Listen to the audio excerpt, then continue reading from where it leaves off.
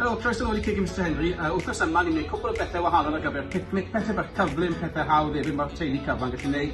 Ni'n mynd i wneud pizza yn defnyddio trws puff pastry, tartiau bach ffrwythau a hifen, dŵr wedi blasu gyda ffrwythau, tymed bach o salad, melon dŵr, feta a mint, ac i orffen, dressing bach cyflym iawn. So, diolch i weld sut ni'n gwneud fe. Ok, so dyma ni, yn gyntaf, y pizza. Bydd angen plygin ar yr ochrau i creu rhyw fath o crust, a byddwn yn sicrhau bydd dim byd yn cwmpo allan. So cadwch y papur o dan fe a roi fe ar y tin pobi. Okay, so first you need to fold in the sides of the pastry to ensure that the mixture doesn't fall out. And then with a fork, just put a few holes in the bottom. This will stop the pastry from rising. 2 spoons of tomato puree, and then spread. So lledaenwch y puree tomato gyd dros ben y pizza. Okay, yn sicrhau bod chi ddim yn cyffwrdd â'r crust i gyrra fe'n daclus. Right, try not to touch the crust because it'll make it a bit more presentable. Once the tomato's on, okay, chi'n rhoi y caws yn y nesaf, so darnau bach o peli mozzarella, a few small balls of mozzarella on it, evenly spread over. So mae digon yn fe drosto fe. Okay, a beth oedd yn digwydd, y fwy darnau bach yr yna, y fwy bydd yn toddi, a wedyn bydd yn well i edrych ar ben y pizza. Fantastic. Felly, tra bod hwnna'n coginio yn y ffwrn, okay, dechrau bach cwbl o ddarnau o basil a torri. Whilst it's cooking, grab a few leaves of basil and chop up. So mae'r pizza di coginio nawr, na gyd mae angen wneud nawr ydy rhoi tymed bach o basil ar ben ar gyfer cyflwyniad. So now the pizza's cooked and the cheese is melted, all you have to do now is just evenly spread the basil on top of it, so it adds a bit of colour to it as well.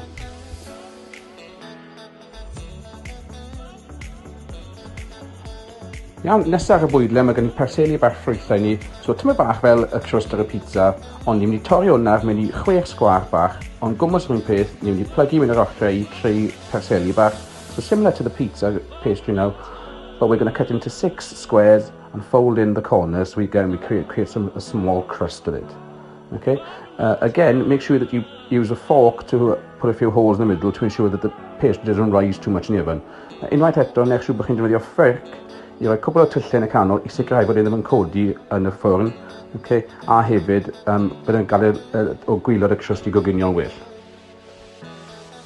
Iawn, so felly oherwydd ma'n cymryd yr un amser yr pizza i goginio, mae'n modd i roi'n yr un amser. So as this takes the same amount of time as the pizza pastry to cook, it's worth doing it at the same time. So whilst they're both cooking and you've chopped your basil, okay, the next you can do is put a bit of double cream into a bowl, 1 tablespoon of icing sugar and whisk up into the thickens. So tra bod yn coginio, tymed bach o hifen dwbl a sugar icing a chwisgo nes bod e wedi tewhau. Ar gyfer y ffrwythau, na gyd sydd angen wneud ydy just torri off top y mefus ac yna roi i'r ochr. For the fruit, all you need to really do is cut off the tops of the strawberries and leave to the side. Okay, make sure you wash the strawberries first just in case as well.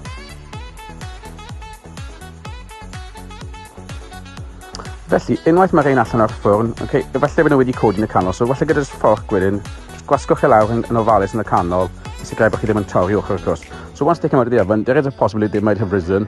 So just with a fork then, just gently press it down so you create some sort of little well there. Right, somewhere you can put the cream in.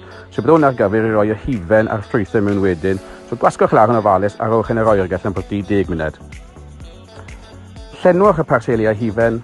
So fill the parcels with the cream and then just carefully decorate them individually, okay, or if you want to, some uniformity. So just gwasgwch e mewn i'r hifen ac eto, mae modd roi rhain wedyn yr oergell ar gyfer wedyn ni. Nesaf ar y fwydlen ydy'r salad feta, melon dŵr a mint.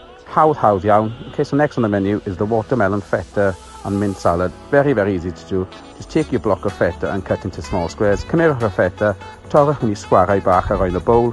Ac yna, gyda'r melon dŵr, just torrwch mewn i darnau ac yna mewn i sgwarau a cyfuno gilydd. Again, with the watermelon, just cut it into small squares about the same size as the feta cheese and put it in the bowl. And all you need to do is just gently combine it, making sure that the cheese doesn't break up as you do it. Okay. The mixture can get quite wet, so you might need to drain it. Right, felly bydd angen drainio y salad oherwydd mae gallu bod yn cymysgedd eitha glib. So, torro'r popeth, mewn â fe, cymysg bach, ac yna, gyda'r mint, chi'n cael perseli bach, torri mewn i darnau bach ac ychwanegu i'r salad. With the mint, just bunch it up, chop it into small pieces, okay, take the stalks off, so cymerio y bant y storc, ac yna, mewn i'r bowl, ac yna cymysgu. tymed bach o halen a pibr. Nesaf ar y bwydlen, mae'r dŵr. Eto, rhywbeth rili haws, so beth bynnag sy'n rôl chi o'r salad a'r perseli ffrwythau. Jyst rhowch mewn i bowl ac yna gwasgwch ar y mint a chwanegu y ffrwythau a'r dŵr soda. So next on the menu is the flavoured water. Very, very simple. Whatever you've got left from the feta salad and the pastry parcels, just put them all into a jug. Okay, crushed out the mint because this will help release the flavour and the aroma of the mint a little bit better. And then just top it all up then with a little bit of soda water. Okay, and make sure you swirl this as you go. Okay, so turn it as you go, because what will happen, the leaves will rise to the top, as you can see. Right, so cymysgwch e yn gyfan fel yna, sicrhau bod y dail ddim yn orlifo drosto fe, ac yna, just torch cwpl o slisiau o melon dŵr o'r ochr, syml â ni. And now, yr un ola, and finally, the last one, okay, just a simple dressing. All you need is a little jam jar, and you're going to add to this your spoons of white wine vinegar, honey, mustard and oil, a little bit of salt and pepper, and shake vigorously. So yn ola, y dressing ar gyfer y salad, chi'n mynd i roi tymed bach o vinegar gwyn, mustard, mel, ac yna olew mewn i jar. Okay, gobeithio bod rhywbeth clawr, da chi, so chi'n gallu siglo fe wedyn, ac ni ychwanegu halen y pibr i hwn, a ni chi jyst goffod siglo fe, so mae popeth yn cymysgu'n dda iawn. A mae modd cadw hwn yn yr oergell yn cwpl o ddyddiau. Okay, if you don't want to use this immediately, okay, you can make this ahead of time and store in the fridge. Okay, so fan hyn mewn ar mustard, in the mustard goes. Okay, the honey's quite runny, so make sure it all goes in. Right? Mae'r mel gallu bod yn eitha hylif. Right? So, falle cymysgwch ddim y bach. Ac yna, pinch bach o halen. A pibr. Okay, a little pinch of salt and pepper on top of it.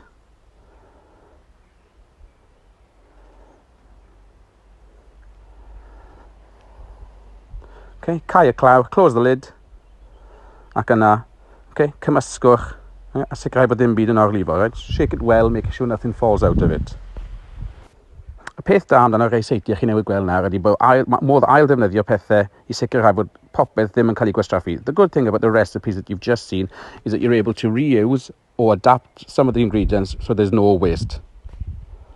A dyna ni, mae fe'n edrych yn hawdd, a i wedi bydd chi ma fe eitha hawdd. So os chi wedi paratoi popeth o flaen llaw, mae popeth yn mynd i fod arbennig i chi ar gyfer barbecue i chi adre neu'r picnic fe. A hefyd y pethau da, amdano rhan fwy o fe, chi'n gallu gwneud i gyd flaen llaw. Welech chi tro nesa, a diolch yn fawr i chi.